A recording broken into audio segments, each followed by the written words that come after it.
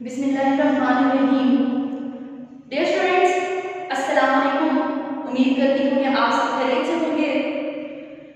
बच्चों, आगाज करते हैं आज के लेक्चर से। आप सब बच्चों ने अपनी किताब का सफा नंबर 84 खोल लें। बच्चों, लेक्चर नंबर आज 9 है और हम आज शेर नंबर 6 की जानब हैं। तो यहाँ पर मैंने शेर नंबर 6 और 7 लिख दिया है, लेकिन 7 को भी वाज़ेह तौर पर नहीं लिखा। जब हम करेंगे तो मैं उसको आप लोगों को बता दूंगी।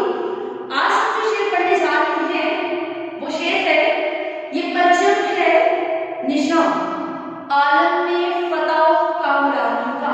बच्चों, फतह कामरानी किसको कहते हैं? फतह कामरानी का, जमीन पर अब्रे रहमत, इसका क्या है? नवीर आसमानी का। तो बच्चों, शेर आपके सामने मौजूद है, तो आगाज करते हैं। सबसे पहले निशान का मतलब अलामत। फतह कामरानी, नुसरत, कामयाबी। ठीक है। अब बादल को कहा जाता है और बेटा नवीर कहा जाता है खुशखबरी को। ये अल्फाज हमारे आप लोगों ने याद रखने हैं। तो आगाज करते हैं बच्चों। स्टूडेंट्स, जो 5 अशआर हमने पढ़े कि जैसे जो कल का लेक्चर था उसमें हमने मोहम्मद बिन कासिम, तारिक बिन ज़ियाद और सलाहुद्दीन अय्यूबी का जिक्र किया, महमूद गजनवी का जिक्र किया कि किस तरह इन जंगजूओं ने बातिल कुव्वतों के आगे सरे हम नहीं किया और फतह और कामयाबी का एक अलम बुलंद किया। तो बच्चों, आज फतह कामरानी और अब्रे रहमत और नवीर जो आसमान पर एक खुशखबरी सुनाई गई है, आज उस हवाले से हफीज जलंधरी बयान करेंगे। जैसे कि आपको पता है कि हम इसमें साबित कदमी और एक हलाल पहली रात के चांद जिस तरह खूबसूरत होता है उसी तरह साबित कदमी का जिक्र कर रही हैं। और पहले शेर से लेकर एंड तक जो होगा शायर का जो मौजू है वो फतह नुसरत है, वो इस्तक़लाल है, वो साबित कदमी है। तो बच्चों, इससे हफीज जलंधरी हलाली परचम को जमीन पर मुसलमानों और पाकिस्तानियों की फतह का ऐन शहद करार दे दिया है।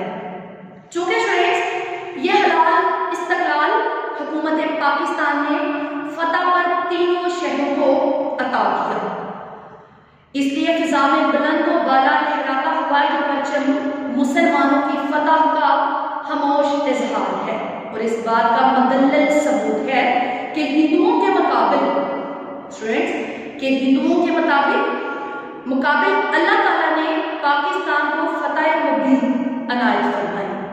बच्चों, ये परचम तमाम आलम को मुसलमानों की फतह की याद दिलाता रहेगा और दुश्मनों के लिए शिकस्त की जिल्लत के जख्म गहरे करता रहेगा। ये वही शिकस्त कि जब वो रात के अंधेरे में पाकिस्तान पर काबिज होने की नाकाम कोशिश करते रहे।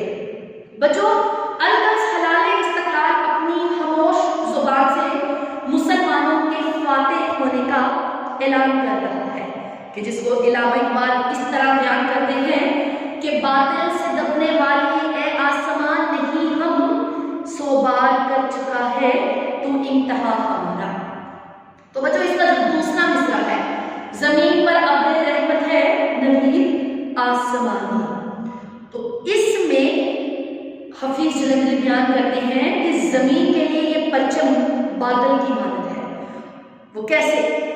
जिस तरह बच्चों बादल की मानद सहावत का मजहर भी है कि जिस तरह बादल से हर शय, चाहे जमीन बंजर हो या सरखेज, वीरान हो या बियाबा, जंगल हो या सहरा, हर शय सिराब होती है। इसी तरह इस परचम से भी तमाम लोग सिराते मुस्तकीम की राह हासिल करते हैं। बच्चों, आप लोगों ने ये याद रखना है कि इस शेर में हफीज जलंधरी ने पाकिस्तानी परचम को तमाम इस्लामी अक़वाम का नुमाइंदा साबित किया है।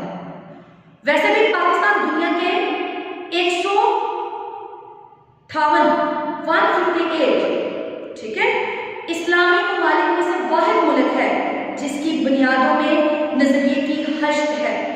पाकिस्तान इस्लामी दुनिया में वाहिद एटमी ताकत बनने से मजीद तकवीर मतलब कि ताकत हासिल हो चुका है। बच्चों 60 की दहाई में जब ये नज़म लिखी गई तो मशरकी पाकिस्तान और मगरबी पाकिस्तान भी यकजा थे। अब मशरकी और मगरबी पाकिस्तान, मशरकी पाकिस्तान के जो हिंदुस्तान की हद में और मगरबी पाकिस्तान के जो पाकिस्तान की हद में है, और पाकिस्तान सबसे बड़ा इस्लामी मुल्क भी था। इस लिहाज से हलाली परचम फिल हकीकत इस्लामी अक़वाम का नुमाइंदा परचम है। बच्चों इस तरह ये परचम उम्मत मुस्लिमा के इस्तेहकाम का बायस भी है और ज़मीन पर इसकी हैसियत खुदा की तरफ से एक खुशखबरी की है। जिस तरह हुज़ूर अकरम सल्लल्लाहु अलैहि वसल्लम का पैगाम बच्चों अफाकी और इल्हामी है और इंसानियत की फलाह और कामयाबी का ज़ामिन है। बच्चों इसी तरह ये परचम भी हमारे लिए एक आसमानी तोहफा है, चूँकि ये सरजमीन इस्लामी तालीमात की तजर्बा गाह है, इसलिए ये परचम भी इस्लाम की सरबुलंदी का तर्जुमान है। तो बच्चों ये परचम लोगों के लिए दीनी दुनियावी कामयाबी दोनों का ज़ामिन है।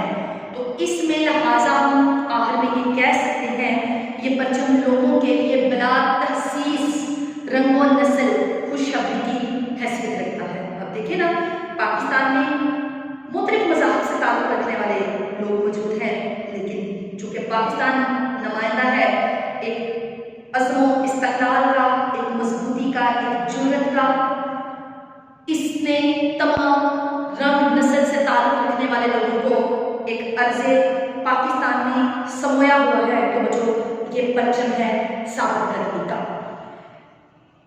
यह परचम इस दुनिया का लाज़मी जुज़ भी है। इस्लाम और इस परचम का बड़ा गहरा ताल्लुक़ है। तो बच्चों चनाचा इस्लाम के बगैर दुनिया का वजूद कायम नहीं रह सकता, इसलिए जब तक इस्लाम रहेगा ये परचम भी रहेगा।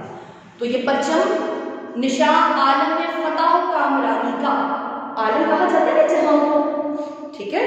तो ये जो परचम है ये इस दुनिया में फतह और कामयाबी का एक मुंह बोलता सबूत है। और ये जमीन जब बंजर होती है तो बेटा जब आसमान से बारिश बरसती है तो उस बंजर जमीन को जहेज वो हो जाती है। तो ऐसे ही ये अब्रे रहमत है कि जिसकी खुशखबरी अल्लाह ताला ने आसमान पर सुनाई है। हमारा सातवां शेर है जो कि है ये परचम ये रवायत अजीम शान का परचम, यही परचम है इस्तिक़लाल पाकिस्तान का परचम। अब जो इसमें जो पाकिस्तान का परचम बयान किया गया, अभी आप देखें इसके जो 6 अशार है इसमें किसी एक शेर में भी पाकिस्तान का वाज़ेह लफ्ज़ इस्तेमाल नहीं हुआ था, बल्कि हमारे आबा व अजदाद की जो हिम्मत थी, जो साबित करनी थी, उस लिहाज से पाकिस्तान के साथ इसका एक ताल्लुक जोड़ा गया। तो एंड पर आकर हफीज जलंधरी बयान करते हैं कि जितनी भी लोगों ने कुर्बानियां दी वो तमाम की तमाम कुर्बानियां एक अजीम शान पाकिस्तान के परचम के लिए दी गई। तो इस वजह से यहाँ पर इस्तिक़लाल पाकिस्तान का परचम बुनियाद लिया गया। तो आगाज करते हैं। बच्चों रवायत कहा जाता है इक़दार, अजीम शान, बड़े रुतबे वाला, शान और शौकत वाला। इस्तिक़लाल कहते हैं साबित कदमी को, मुस्तकिल मिजाजी को। किसको कहते हैं? मुस्तकिल मिजाजी को, साबित कदमी को। बच्चों हफीज जलंधरी इसमें बयान करते हैं कि पाकिस्तान का परचम फ़कत पाकिस्तान से मुतल्लिक़ नहीं बल्कि इस्लामी तारीख़ की तमाम रवायात से मुतल्लिक़ है। ये वही परचम है जिसे हुज़ूर अकरम सल्लल्लाहु अलैहि वसल्लम ने रियासत मदीना पर लहराया, जो हज़रत साद बिन अबी वक़ास के गुंबद पर लहराया था। यह परचम उस परचम का भी अक्स है बच्चों जो हज़रत अमीर मुआविया ने मिस्र पर और मोहम्मद बिन कासिम ने देवबंद पर लहराया। हमारा परचम इसी परचम के मुशाबा है जो हज़रत खालिद बिन वलीद ने अराब और शाम में लहराया था। बच्चों इस परचम की निस्बत इसी परचम से है जो अबू अबैदा शाम में लहराया था। यह परचम इसी परचम के मुमासिल है जो उमर बिन आस ने मिस्र में बुलंद किया था। तो बेटा इसका जो दूसरा हिस्सा है यही परचम है इस्तकलाल पाकिस्तान का परचम। तो इसमें बयान किया गया एक मरतबा फिर इस परचम को पाकिस्तान की साबित कदमी, इस्तेहकाम, पाबंदी और मर्दानगी का परचम करार दिया है। बेटा ये परचम इस हकीकत की तरफ इशारा है कि जमानत के तुम दो तेज एक जिगर को पार करने वाले हालात कि जिससे मुसलमानों को डगमगाने के लिए कहा गया कि मुसलमान इन बुरे हालात से गुजरेंगे तो वो डगमगा जाएंगे, तो उनके लिए ये प्यास हैरानियां ज्यादा देर तक नहीं चलेंगी, क्योंकि ये पाकिस्तान का परचम है और महज गुफ्तारे दिल खुशबू ही नहीं बल्कि ये हमारी इस्लामी तारीफ ऐसे न जाने कितने वाक़यात से भरी पड़ी है कि जिनमें बेटा अल्पे अरसलान ने 15,000 के लश्कर के साथ 6 लाख सलीबी तूफान का मुंह मोड़ दिया। कि कहां पर इतनी 15,000 की तादाद तो कहां पर 6 लाख की तादाद। और इसकी ताज़ा तरीन मिसाल बच्चों 1965 की जंग की है कि दुश्मन की फौज पाकिस्तानी फौज से कहीं ज्यादा थी, टैंक 4 गुना ज्यादा थे मुसलमानों के पास बेटा हस्ताहार टैंक, जबकि भारत के पास रूस के जदीद तरीन T-55 टैंक थे। जदीद आलात वगैरह भारत के पास पाकिस्तान से कई गुना ज्यादा थे, लेकिन इसके बावजूद इस्तकलाल जो था वो पाकिस्तान का था, जो इस्तेहकाम था वो पाकिस्तान का था, जो फतह व काम बनानी थी वो पाकिस्तान की थी, जो नवीद आसमानी थी वो पाकिस्तान की थी। तो इस वजह से बच्चों ये परचम पाकिस्तान के इस्तकलाल, मुजाहिदीन की साबित करनी और अवाम की जज्बे जहाद और मुसलमान की बहादुरी का मज़हर है, क्योंकि ये परचम पाकिस्तान का परचम है। तो स्टूडेंट्स ये आप लोगों के 7 अशार हैं कि जो यहाँ पर एहतमाम पज़ीर होते हैं। आपने जब इनकी तशरीह करनी है तो आपको पता है कि नज़म के अशार की तशरीह जो है वो इकट्ठी की जाती है, तो आपने भी इनकी तशरीह वैसे ही करनी है जैसे मैं क्लास में कमरा जमात में आपको बता चुकी हूँ। अब जो हम लोग नज़म के हवाले से कुछ अशार लिख लेते हैं, तो आप लोग भी नज़म के हवाले से रेफरेंस के जो अशार है वो लिख लें।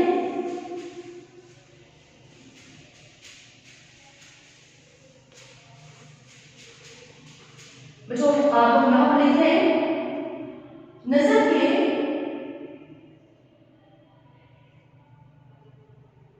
हवाले से अशार।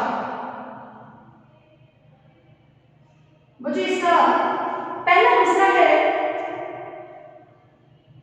ए वतन, आगे बेटा निदायत की नाम करेगी, तूने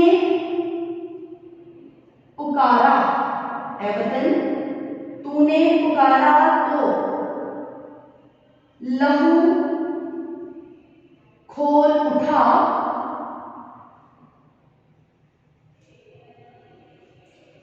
तेरे बेटे तेरे जानबाज से जान को कुर्बान करते चले आते हैं।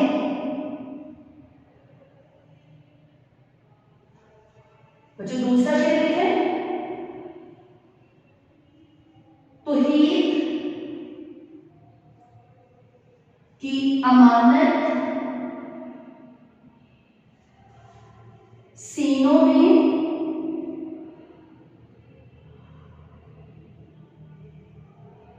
हमारे, आसान नहीं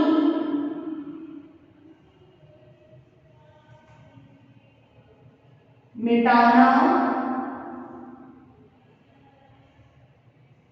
नामो निशान हमारा। जी बच्चों दो अशार मैंने यहाँ पर लिखे हैं, ए वतन तूने पुकारा लहू खोल उठा, तेरे बेटे तेरे जानबाज चले आते हैं। तौहीद की अमानत सीनों में हमारे, आसान नहीं मिटाना नामो निशान हमारा। तो बच्चों ये हवाले के अशार हैं, आप अपनी तशरीह में लिखने हैं। एक और शेर लिखें, तीसरा शेर भी बच्चे लिखें। शमा को तेरी बुझने न देंगे कभी, ये पहला मिसरा है। शमा को तेरी बुझने न देंगे कभी। बेटा दूसरा मिसरा है, तेरी महफिल को लुटने न देंगे कभी। तेरी महफिल को लुटने न देंगे कभी। बच्चे जो चौथा शेर है वो आप लिखें। हमारा परचम ये प्यारा परचम, दूसरा मिसरा, ये परचमों में अजीम परचम, अताए रब्बे करीम परचम। तो बच्चों आज का हमारा जो लेक्चर है वो यहीं पर इख्तिताम से होता है। आपको साथ साथ मैंने ये तशरीह के बारे में बताया, इसके हवाले के अशार 4 मैंने आप लोगों को बता दिए हैं। बच्चे आपने इस नज़म में से हफीज जलंधरी की तारीख़ पैदाइश, वफात और इन अशार को अच्छी तरह से याद करना है। बेटा इसका जो खुलासा जो कि 10 से 12 सतरों पर मुश्तमिल होगा, वो जब आपने तहरीर करना है तो हमारे जितने फोर फाइटर्स जंगजूओं का जिक्र यहाँ पर किया गया वो आप लोगों ने लाजमन उसमें तहरीर करना है। तो इसका खुलासा बच्चे अपने रजिस्टर पर जरूर लिख लीजिएगा। आज का लेक्चर बच्चों यहीं पर इख्तिताम पसीद होता है। इंशाअल्लाह हम एक नए लेक्चर के साथ हाजिर होंगे। तब तक के लिए बेटा अल्लाह हाफिज।